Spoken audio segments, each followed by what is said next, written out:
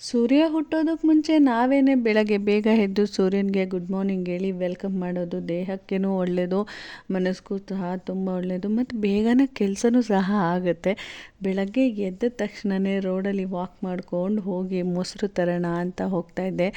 ದೇಹಕ್ಕೆ ಯಾಕೆ ಒಳ್ಳೆಯದು, ಮನಸ್ಸಿಗೆ ಒಳ್ಳೆಯದು ಅಂದರೆ ಇಡೀ ಪ್ರಪಂಚ ನಿಶಬ್ದವಾಗಿ ಶಾಂತವಾಗಿ ಪ್ರಶಾಂತವಾಗಿರುತ್ತೆ ಅನ್ನಿಸ್ತಾ ಇರುತ್ತೆ. ಮೊಸರು ತಂದಿದ್ದು ಸಬ್ಬಕ್ಕಿ ಇಡ್ಲಿ ಮಾಡೋಣ ಅಂತ ಅಂದ್ಬಿಟ್ಟು ರಾತ್ರಿನೇ ಸಬ್ಬಕ್ಕಿನ ನೆನೆಹಾಕಿದ್ದೆ.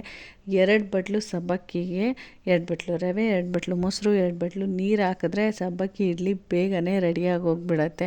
ಇಡ್ಲಿ ತಿನ್ನಬೇಕು ಆದರೆ ನೆನೆಹಾಕೋದು ಮರೆತೆ ಅಂದರೆ ಈ ಥರ ಟ್ರೈ ಮಾಡಿದ್ರೆ ನಿಜವಾಗ್ಲೂ ಚೆನ್ನಾಗಿರುತ್ತೆ.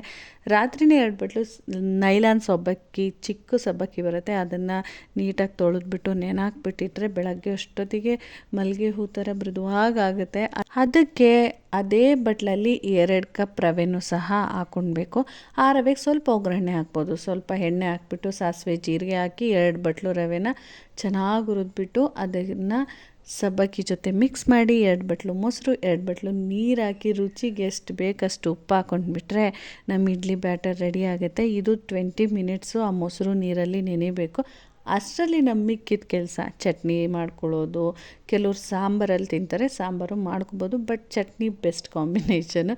ಶೇಂಗಾ ಚಟ್ನಿ ಅಂದರೆ ನಮ್ಮ ಮನೇಲಿ ಎಲ್ಲರಿಗೂ ತುಂಬಾ ಇಷ್ಟ. ಕೆಲವ್ರು ಕಡಲೆ ಚಟ್ನಿನೂ ಮಾಡ್ಕೊಳ್ಬೋದು, ಅದು ಚೆನ್ನಾಗಿರುತ್ತೆ. ನಾನು ಇವತ್ತು ದೇವಸ್ಥಾನದಲ್ಲಿ ಕೊಡ್ತಾರಲ್ಲ ಪ್ರಸಾದದ ಜೊನ್ನೆ, ಅದರಲ್ಲಿ ಮಾಡೋಣ ಅಂದ್ಕೊಂಡಿದ್ದೆ. ಯಾವುದೋ ಮದುವೆಗೆ ಹೋದಾಗ ಅದನ್ನು ಸರ್ವ್ ಮಾಡ್ತಾಯಿದ್ರು ಆ ಜೊನ್ನೆಲೇ. ನೋಡೋಕ್ಕೆ ಒಂಥರ ಡಿಫ್ರೆಂಟ್ ಅನ್ನಿಸ್ತಾಯಿತ್ತು. ಅದು ಮತ್ತು ಟೇಸ್ಟು ಸಹ ತುಂಬಾ ಚೆನ್ನಾಗಿತ್ತು. ನಾನು ಯಾಕೆ ಮಾಡಬಾರ್ದು ಅಂತ ಒಂದು ಸಲ ಟ್ರೈ ಮಾಡಿದೆ. ನಿಜವಾಗ್ಲೂ ಟೇಸ್ಟ್ ಸಕ್ಕತ್ತಾಗಿತ್ತು. ಇಡ್ಲಿ ಮಾಡಬೇಕಾದ್ರೆ 1 ಡ್ರಾಪ್ ಆದರೂ ಎಣ್ಣೆ ಹಾಕಿಬಿಟ್ಟು ಇಡ್ಲಿನ ತಟ್ಟೆಗೆ ಹಾಕ್ತೀವಿ. ಆದರೆ ಇದಕ್ಕೆ ಎಣ್ಣೆ ಅವಶ್ಯಕತೆನೇ ಇಲ್ಲ, ಎಣ್ಣೆನೇ ಇದನ್ನು ಯೂಸ್ ಮಾಡೋದೇ ಇಲ್ಲ. ಟೇಸ್ಟು ತುಂಬಾ ಚೆನ್ನಾಗಿತ್ತು. ಒಂದು ಸಲ ಟ್ರೈ ಮಾಡಿ ಈ ಥರನೂ. ಈಗ ಚಳಿ ಇರೋದ್ರಿಂದ ಬಿಸಿ ನೀರು, ಬಿಸಿ ಕಾಫಿ, ಜಾಸ್ತಿ ಬಿಸಿ ಬಿಸಿ ತಿಂದು ಬಾಡಿ ಹೀಟ್ ಆದಂಗೆ ಆಗಿರುತ್ತೆ.